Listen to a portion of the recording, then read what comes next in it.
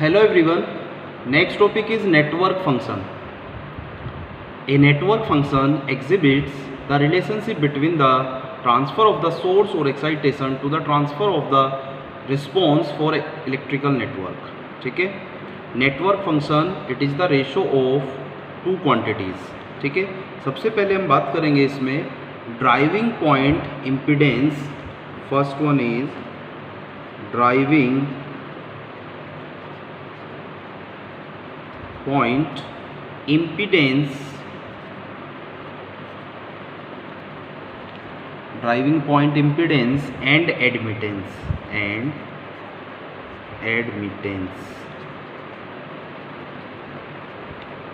ठीक है,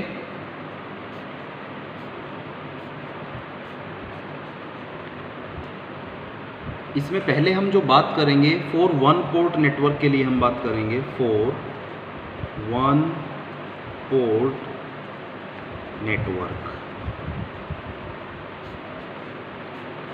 अब जो वन पोर्ट नेटवर्क होता है वो कैसा होता है, ये एक नेटवर्क होता है. ठीक है, ये इसमें एक पोर्ट होता है. ठीक है, ये सपोज वोल्टेज जो है इसका ये है Vs यानी लाप्लास ट्रांसफॉर्म ऑफ वोल्टेज, ये है Is Laplace transform of current. ठीक है, तो इस तरह से हमने वोल्टेज और करंट इसमें लिया.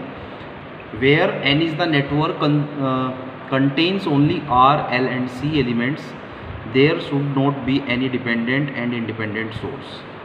क्लियर है. अब जो इसका ड्राइविंग पॉइंट इम्पीडेंस होगा वो क्या होता है, ड्राइविंग पॉइंट इम्पीडेंस, जो इसका ड्राइविंग पॉइंट इम्पीडेंस होगा वो होता है ZS is equal to VS upon IS, यानी उसी पोर्ट का वोल्टेज अपॉन उसी पोर्ट का करंट. ठीक है, this is the driving point impedance.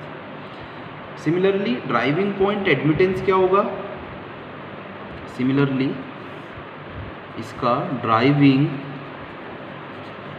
Point admittance, driving point admittance क्या होगा बच्चों, इसको हम डिनोट करेंगे YS से और ये हो जाएगा is equal to IS by V. Clear है. अगर हम बात करते हैं फॉर टू पोर्ट नेटवर्क, अब हम बात करते हैं फॉर टू पोर्ट नेटवर्क. ठीक है, तो सबसे पहले हम एक टू पोर्ट नेटवर्क बनाएंगे.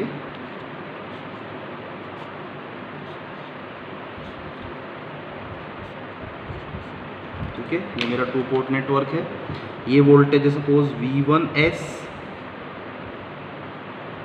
ये करंट है I1S. क्लियर है, ये करंट है आपका I2S और ये वोल्टेज है V2S. ठीक है, अब इसमें दो पोर्ट हैं. अगर हम एट पोर्ट 1 बात करते हैं, यानी एट पोर्ट 1, एट पोर्ट 1 अगर हम बात करते हैं तो ड्राइविंग पॉइंट इम्पीडेंस कितना होगा, जो होगा आपका Z11S, वो कितना होगा V1S बाई I1S. क्लियर है. सिमिलरली ड्राइविंग पॉइंट एडमिटेंस जो होगा that is Y11S is equal to, ये सब आपने पढ़ा हुआ है टू पोर्ट नेटवर्क में, I1S अपॉन V1S. बस वहाँ पे डिफरेंस ये था, यहाँ पे हम लाप्लास ट्रांसफॉर्म ले रहे हैं उसी क्वांटिटी का, वहाँ पर हम फंक्शन ऑफ टाइम लेके चल रहे हैं. ठीक है, अगर हम एट पोर्ट 2 बात करते हैं, at port 2, at port 2 driving point impedance that is Z22S is equal to V2S, यानी आपको जब इम्पीडेंस और एडमिटेंस निकालना है किसी पोर्ट का तो उसी पोर्ट का वोल्टेज और उसी पोर्ट का करंट होता है V2S बाई I2 ठीक है, ये है driving point impedance at port 2। Similarly driving point admittance कितना होगा, Y22S इज इक्वल टू कितना हो जाएगा, I2S बाई V2S। क्लियर है। अब हमारा सेकंड जो है वो है ट्रांसफर इम्पीडेंस एट एडमिटेंस। ठीक है, ये है आपका ट्रांसफर इम्पीडेंस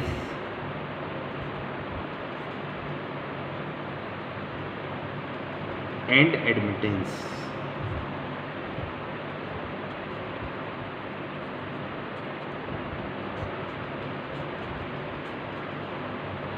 अब जो ट्रांसफर पॉइंट इम्पीडेंस और एडमिटेंस होगा वो क्या होगा, transfer impedance is defined as the ratio of the transformed voltage at output port to the transformed current at the input port. यानी किसी दूसरे पोर्ट का वोल्टेज और किसी दूसरे पोर्ट का करंट, इसको हम डिनोट करेंगे Z12 से और Y12 से या Y21 से। ठीक है, तो Z ट्रांसफर इम्पीडेंस और admittance for two port network that will be Z12S। तो ये कितना होता है बच्चों, V1S बाई I2S। ठीक है, ट्रांसफर इम्पीडेंस। और जो ट्रांसफर एडमिटेंस होता है वो क्या होता है, similarly transfer admittance Y12S is equal to ये कितना हो जाएगा, Y12S कितना हो जाएगा, I1S अपॉन V2S।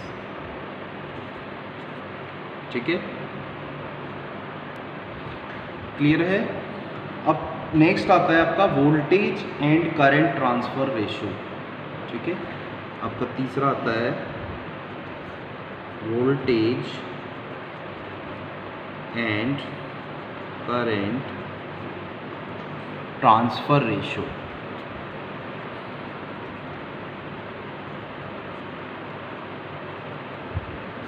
ठीक है, इसको हम करंट गेन और वोल्टेज गेन कहते हैं। क्लियर है। Voltage transfer ratio is the ratio of voltage transform at output port to the voltage transform at the input port, यानी G12। ठीक है, इसको हम बोलेंगे G12S is equal to G12S is equal to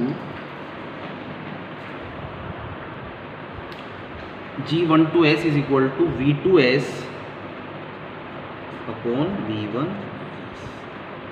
ठीक है, सिमिलरली करंट ट्रांसफर रेशियो इसको हम डिनोट करते हैं α12S is equal to I2S यानी आउटपुट पोर्ट का current upon I1S।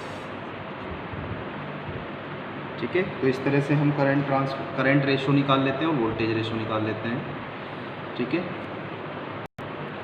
Now let us consider an example, obtain the voltage transfer ratio V2S by V1S for this given two port network। V1S plus minus R1 1 upon CS, ये Laplace transform of capacitance होता है R2 and this one is V2S। अब हम इस जो question हमने लिया है इसका एक सॉल्यूशन हम देखते हैं। This is the given network, in this for this given network we have to find out the V2S by V1S। ठीक है, V2S जो वोल्टेज होगा वो अक्रॉस R2 होगा और जो V1 वोल्टेज होगा वो across R1 parallel with C1 plus R2। ठीक है, तो अगर हम इसका इक्विवेलेंट इम्पीडेंस निकाल लें Z1। ठीक है, और ये सपोज है आपका Z2 जो R2 के बराबर है, तो हम इसमें वोल्टेज डिवीज़न लगा सकते हैं। ठीक है, तो हम पहले Z1S निकाल लेते हैं। ठीक है, Z1S इज इक्वल टू कैसे निकालोगे, पैरेलल निकालोगे R1 into 1 upon CS upon R1 plus 1 upon CS। यहाँ से आप इसको सोल्व करोगे तो याद आएगा R1 upon 1 plus R1 CS। ठीक है। अब हम निकाल लेते हैं V2S in terms of V1S, ठीक है। तो जो V2S होगा और Z2 आपका सिंपल Z2S क्या है आपका R2 है। अब हम निकालते हैं कि जो आपका V2S है वोल्टेज डिवीजन से, V2S इज इक्वल टू, कैसे निकालोगे, नेट वोल्टेज कितना है V1S into R2 upon Z1S plus R2, इसमें वैल्यू पुट कर दो, V2S is equal to V1S into R2 upon Z1S की जगह रख दो R1 upon 1 plus R1CS plus, ठीक है। इसको जब फर्दर आप सोल्व करेंगे तो ये कितना निकल के आएगा, V2S by V1S is equal to, इसको आप सोल्व करेंगे तो ये आएगा R2 1 plus R1CS upon R1 plus R2 1 plus R1CS, ये, ठीक है। तो दिस इज द मेरा required, this is the required voltage transfer ratio R2 1 plus R1CS upon R1 plus R2 1 plus R1CS, this is the answer, ठीक है। Okay, thank you.